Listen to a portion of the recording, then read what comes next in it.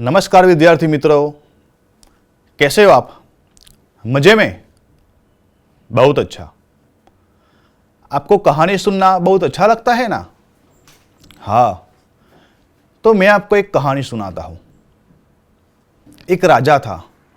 वह राजा अपना भेष बदलकर राज्य में घूमने के लिए निकलता है।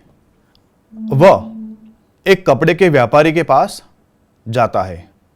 वह देखता है कि कपड़े का व्यापारी पैसे पूरे लेता है, लेकिन कपड़ा कम देता है। राजा यह देखता है। फिर राजा आगे जाता है। सब्जी वाला सब्जी बेचता है तो पैसे पूरे लेकर तुला के नीचे लहू चुंबक लगाकर वह लोगों को लूटता है। वह लोगों को सब्जी कम देता है। फिर उसके बाद राजा एक सुनार के पास जाता है। सुनार के पास जाकर वह अंगूठी खरीदता है। तो राजा ने देखा कि वो सुनार ने उस सोने के अंदर ज़्यादातर पित्तल मिक्स करके उनको अंगूठी दी। उसके पश्चात राजा नगर सेठ के पास जाता है। तो उन्होंने देखा कि नगर सेठ लोगों के पास ज़्यादा सूद यानी कि ज़्यादा ब्याज लेकर लोगों को पैसे देता है। यह सब राजा ने देखा। शाम को वह अपने राज्य में आ जाते हैं। दूसरे दिन इन चारों लोगों को राजा ने बुलाया। सुनार, सब्जी वाले को, कपड़ा बेचने वाले को और नगर सेठ को। और उन्होंने उन चारों आदमियों को सजा की। इस तरह राजा ने प्रजा के समक्ष एक मिसाल साबित करके लोगों को बताया कि हमें किस तरह रहना चाहिए। राजा कैसा होना चाहिए? एक प्रजावत्सल, प्रजाप्रेमी और न्यायप्रिय राजा ने यह कार्य अपने राज्य में किया। तो बाल दोस्तों, आज हम ऐसी ही एक कहानी पढ़ेंगे जिनका नाम है राजा का हिस्सा। आदर्श राजा हमेशा अपनी प्रजा की भलाई में लगा रहता है। वह स्वयं राज्य में घूमता है और लोगों से मिलता है। प्रजा के दुख दूर करने के लिए वह सदा तैयार रहता है। राजा भोज ऐसे ही एक आदर्श राजा थे। प्रस्तुत इकाई में हम प्रजावत्सल राजा का एक प्रसंग देखेंगे। राजा भोज बड़े प्रजावत्सल थे। वे स्वयं राज्य में घूम घूम कर प्रजा की कठिनाइयों को देखा करते थे और उन्हें यथासंभव दूर किया करते थे। एक दिन राजा अपनी रानी के साथ रथ पर सवार होकर राज्य का भ्रमण कर रहे थे। वे राजधानी से बहुत दूर निकल गए। उन्होंने देखा कि खेत में एक किसान हल जोत रहा है, मगर उसके हल में एक ही बैल है। दूसरे बैल के स्थान पर उसकी स्त्री हल खींच रही है। राजा भोज ने रथ रोका और किसान के पास गए। भले आदमी, तुम यह क्या अत्याचार कर रहे हो? भला कहीं स्त्री को भी हल में जोता जाता है? मेरा एक बैल मर गया है। दूसरा बैल खरीदने के लिए मेरे पास धन नहीं है। अगर खेत न जुता तो मैं खाऊंगा क्या? किसान पुनः अपने कार्य में लग गया। उसे क्या पता था कि उससे बात करने वाला कौन है। अरे भाई, जरा सुनो तो। जो कहना है मेरे साथ चलते चलते कहो। मेरा काम क्यों रोकते हो? राजा भोज उसके साथ साथ चलने लगे। अपने काम के प्रति किसान की लगन देखकर राजा भोज बहुत प्रभावित हुए। भले आदमी, इस प्रकार तो तुम्हारी पत्नी थक जाएगी और थकावट की वजह से कोई दूसरा कार्य भी नहीं कर सकेगी। तो फिर तुम ही बताओ, मैं क्या करूं? तुम मेरे साथ चलो, मैं अपना एक बैल तुम्हें दे देता हूं। मगर इतनी देर मुझे काम रोकना पड़ेगा। तुम ही बैल ला दो। अच्छा, ऐसा करो, तुम अपनी पत्नी को रथ के पास भेज दो, वह मेरी पत्नी से बैल ले आएगी। तब तक मैं तुम्हारे हल में जुतूंगा। किसान इस बात पर राजी हो गया। राजा भोज हल में जुट गए और किसान की पत्नी रथ के पास चली गई। उसने रानी को सारी बात बता दी। तुम्हारा बैल तो कमजोर होगा, वह हमारे बैल का साथ नहीं दे सकेगा, इसलिए तुम दोनों ही बैल ले जाओ। किसान की पत्नी दोनों बैल लेकर खेत पर पहुंची। किसान बहुत प्रसन्न हुआ। अगर कभी कोई दिक्कत हो तो मेरे पास आना। राजा भोज ने उसे अपना परिचय दिया तो किसान बहुत शर्मिंदा हुआ। उसने राजा से बार बार क्षमा मांगी। राजा प्रसन्न होकर वापस चल दिए। उस बार उस किसान के खेत में बहुत अच्छी फसल हुई। उसके आश्चर्य का ठिकाना न रहा जब उसने देखा कि खेत के जितने हिस्से को राजा भोज ने जोता था उसमें मोती उगे थे, बाकी के हिस्से में उम्दा किस्म के गेहूं उगे थे। किसान बहुत प्रसन्न हुआ। किसान ने सारे मोती इकट्ठे किए और राजा भोज के पास जा पहुंचा। उसने सारे मोती राजा भोज के चरणों में रख दिए और राजा को सारा किस्सा कह सुनाया। ये मोती तुम्हारे खेत में उगे हैं, इन पर तुम्हारा हक है, इन्हें तुम ही अपने अधिकार में रखो। नहीं महाराज, यह आपके परिश्रम का प्रताप है, इसलिए मैं इन्हें नहीं ले जाऊंगा। मेरी प्रार्थना है कि आप इन्हें राजकोष में जमा कर लें और गरीबों की भलाई के लिए काम में ले। किसान की बात सुनकर राजा बहुत प्रसन्न हुए और उन्होंने मोती स्वीकार कर। आपको मजा आया ना कहानी में? हाँ, हमने कहानी में देखा कि राजा भोज बड़े प्रजावत्सल थे। वह एक बार राज्य में घूमने के लिए निकले तो वह अपनी राजधानी से बहुत दूर निकल चुके थे। उन्होंने देखा एक किसान अपना खेत जोत रहा है। किसान के हल में एक बैल और उसकी स्त्री हल जोत रही थी। राजा ने देखा, करे यह आदमी बहुत अत्याचार कर रहा है। राजा किसान के पास जाते हैं। राजा किसान से कहते हैं कि अरे भाई, तुम यह क्या अत्याचार कर रहे हो? भला कहीं अपनी स्त्री को हल में जोता जाता है?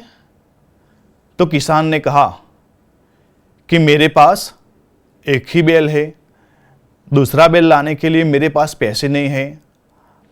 अगर मैं खेत नहीं जोतूंगा तो मैं खाऊंगा क्या? राजा ने कहा, अगर तुम्हारी पत्नी इस तरह इतना कार्य करेगी तो फिर वह थक जाएगी, वह दूसरा कार्य नहीं कर पाएगी। तुम ऐसा करो, तुम्हारी पत्नी को मेरी पत्नी के पास भेजो, वह तुम्हें दूसरा बैल ला देगी।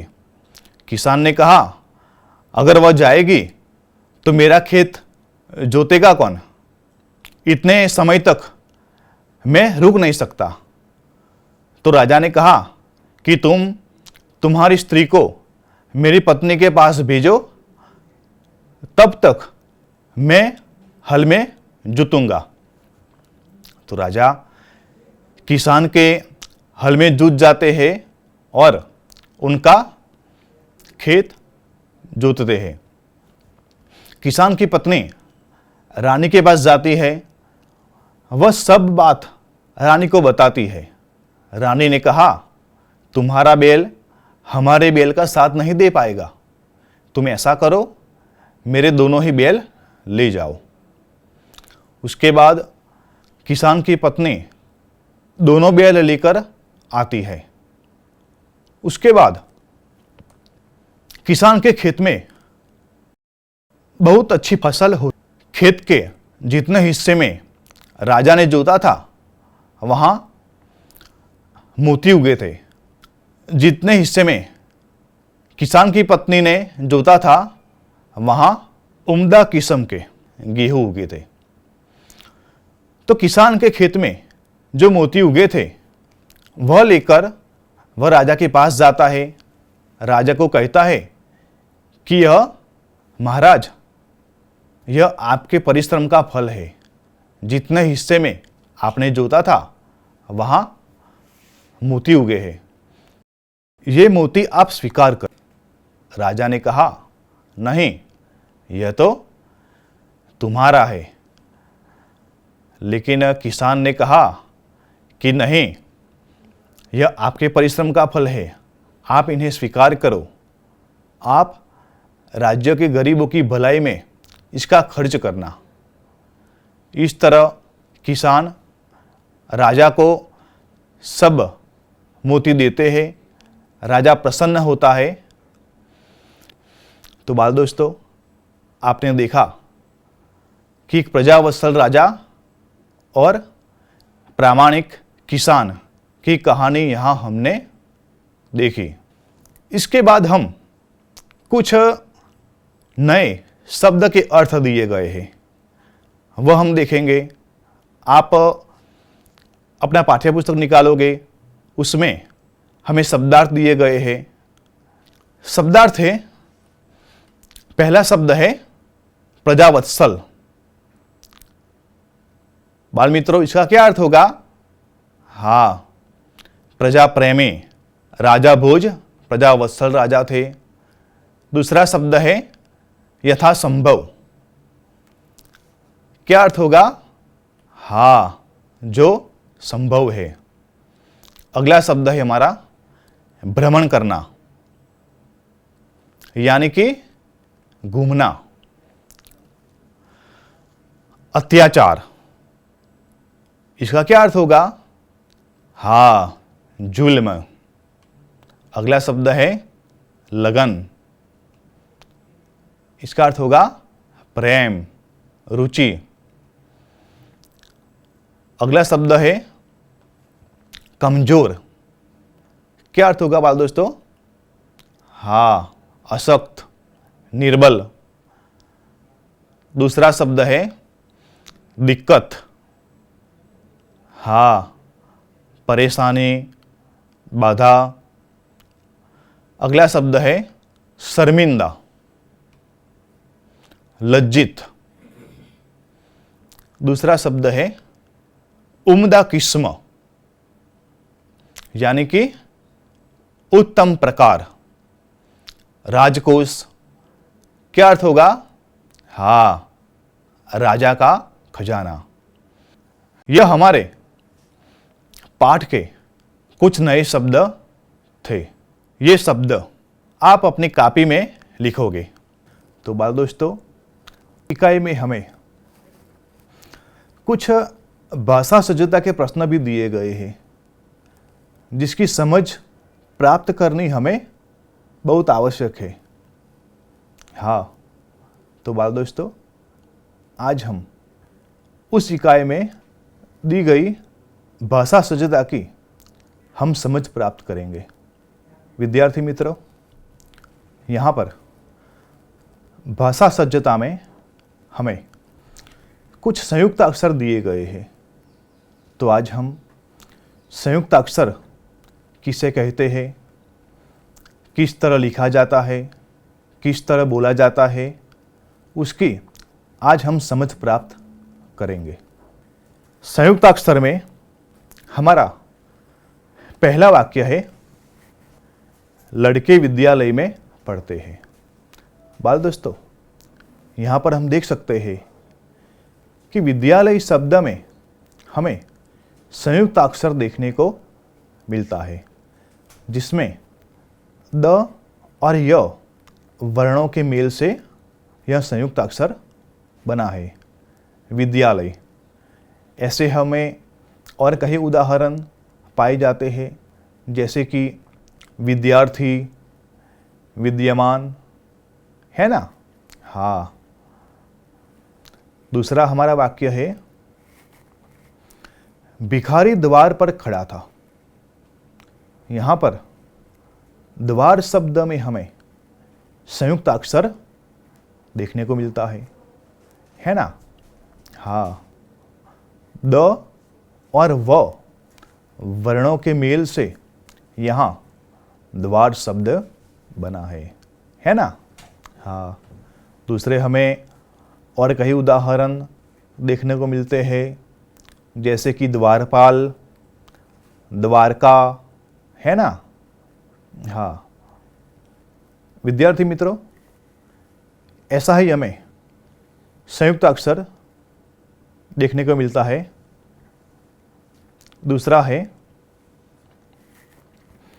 यहां शुद्ध घी मिलता है।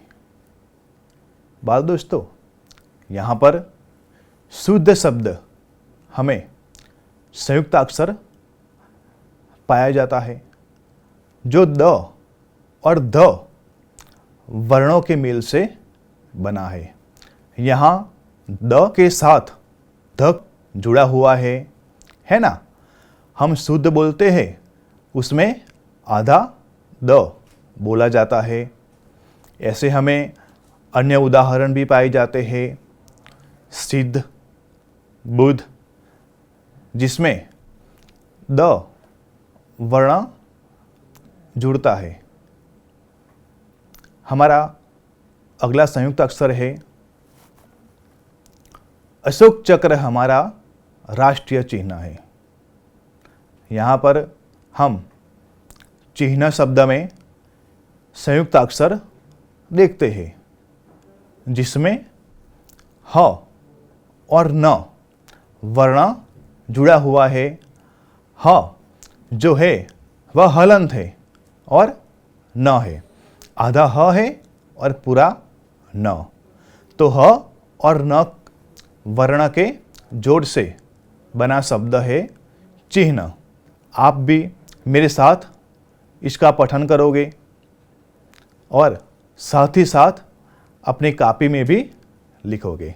ऐसा ही नया प्रश्न हमारा जो भाषा सज्जता का है, वह हमें स्वाध्याय में दिया गया है। विद्यार्थी मित्रों, यहाँ पर हमें मुहावरों के अर्थ दिए गए हैं,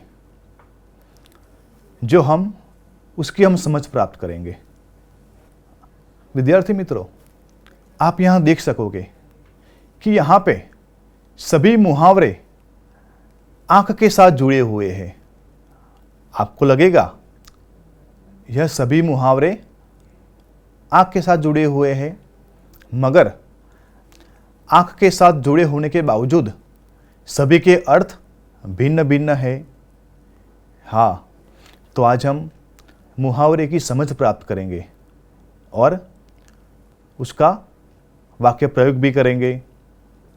हमारा पहला मुहावरा है आंख खुलना। उसका अर्थ क्या होगा बाल दोस्तों? हाँ, बिल्कुल सही कहा आपने, सही बात का ज्ञान होना। आंख खुलना मतलब सही बात का ज्ञान होना। व्यवसाय में नुकसान होते ही सेठ जी की आंखें खुल गई। सेठ जी को अपने व्यवसाय में बहुत नुकसान हुआ, तब सेठ जी को सही बात का ज्ञान हुआ, यानी कि व्यवसाय में नुकसान होते ही सेठ जी की आंखें खुल गई। विद्यार्थी मित्रों, आंख के साथ जुड़ा हुआ ऐसा ही अगला मुहावरा है आंख लगना। बाल दोस्तों, इसका अर्थ क्या होगा? हाँ, सही कहा आपने, एकदम से सो जाना, यानी कि बिस्तर पर लेटते ही मेरी आंख लग गई। बिस्तर पर लेटते ही मैं अचानक से सो गया, यानी कि बिस्तर पर लेटते ही मेरी आंख लग गई। हमारा अगला मुहावरा है जो हम देखेंगे आंख चुराना। हाँ, सही कहा आपने, आंख चुराना यानी कि सही बात से टल जाना। आंख चुराना यानी कि सही बात से टल जाना। इसका क्या अर्थ होगा? इसका वाक्य है कुछ कारण जरूर है, इसलिए वह मुझसे आंख चुरा रहा है ना। सही बात से टल जाना, यानी कि विद्यार्थी मित्रों कुछ कारण जरूर है, इसलिए वह मुझसे आंख चुरा रहा है। इस मुहावरे के आधार पर हमें वाक्य देखने को मिलता है। ऐसा ही अगला मुहावरा है आंख दिखाना। इसका अर्थ क्या होगा? क्रोध करना। आंख दिखाना यानी कि क्रोध करना। इसके आधार पर वाक्य बनेगा, जरा सी गलती होने पर ही आप मुझे आंख दिखाने लगे। मुझसे क्या जरा सी गलती हो गई कि आप मुझ पर क्रोधित होने लगे, है ना। हाँ, जरा सी गलती होने पर ही आप मुझे आंख दिखाने लगे। हाँ विद्यार्थी मित्रों, हमारा नया प्रश्न है, बक्से में जो शब्द कार्ड है उनको शब्दकोश के क्रम में लिखिए। बाल मित्रों, हमें यहां पर कुछ शब्दार्थ दिए गए हैं। आप आगे पढ़ चुके हो कि शब्दकोश के क्रम के मुताबिक हम किस तरह लिख सकते हैं, है ना। तो यहां पर हमें कुछ शब्द दिए गए हैं जो मैं आपके समक्ष इसका पठन करूंगा। आप भी मेरे साथ इसका पठन करोगे। पहला शब्द है फसल, बैल, किसान, खेत, प्रजा, स्त्री, राजा, प्रसन्न। बाल मित्रों, यह शब्द हमें यहां दिए गए हैं। अब हमें यह लिखना है कि शब्दकोश के क्रम के मुताबिक पहला शब्द कौन सा आएगा। हाँ, सही कहा आपने, पहला शब्द आएगा किसान। पहला शब्द आएगा किसान। उसी तरह बाल दोस्तों, दूसरा शब्द कौन सा आएगा। हाँ बोलो आप। दूसरा शब्द आएगा खेत। सही कहा आपने।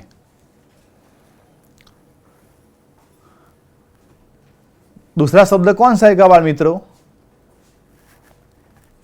प्रजा। सही कहा आपने।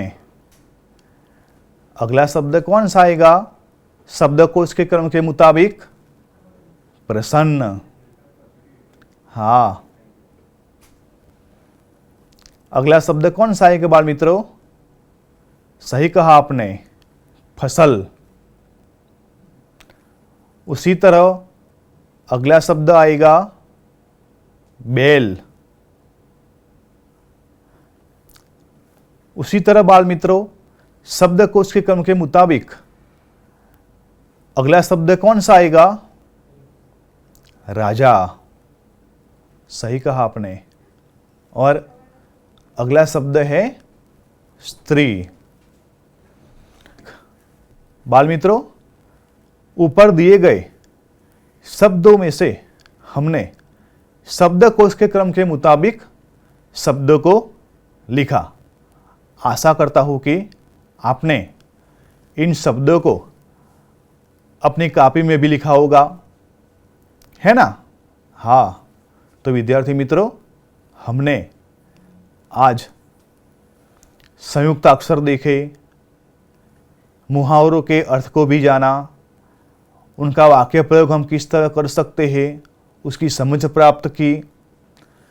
विशेषण शब्द के आधार पर हमने वाक्य बनाना सीखा और शब्दकोश के क्रम के मुताबिक शब्दों को लिखना भी हमने आज सीखा। मैं आशा करता हूं कि भाषा सज्जता के यह प्रश्न आप अपनी कॉपी में लिखोगे और अपने माता पिता को बताओगे। धन्यवाद।